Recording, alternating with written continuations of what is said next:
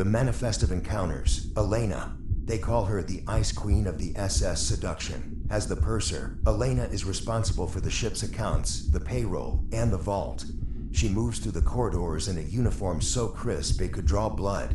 Her hair pulled back into a bun that suggests not a single strand would dare to rebel. To the passengers, she is the embodiment of cold, mathematical perfection. But I'm the captain. I know that the most compressed springs pack the most violent punch when they finally snap.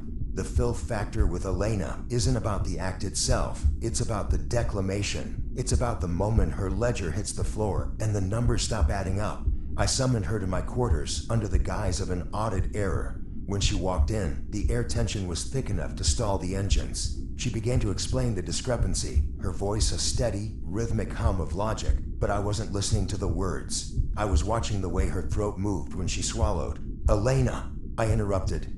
"The numbers are fine. It's the spirit of the crew that needs balancing." The twist, Elena doesn't want to be wooed. She wants to be inventoried. She approached my desk, not as a lover, but as a subordinate, ready for a grueling performance review.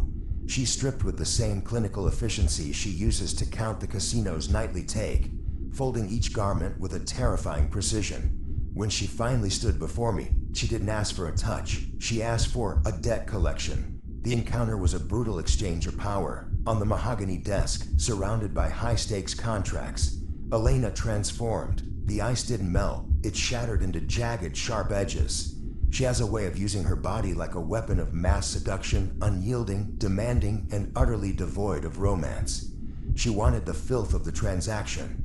She wanted to feel the weight of my authority pressing her into the wood until the desk groaned under the tectonic rhythm of our audit. By the time the sun began to hit the horizon, the Ice Queen was covered in the evidence of a total system failure. Her bun was gone, her hair a wild, dark halo against the leather of my chair. She looked at me, not with love, but with the cold, satisfied eyes of a woman who had just balanced the most difficult books of her life. She stood up, dressed in 30 seconds, and adjusted her lapels.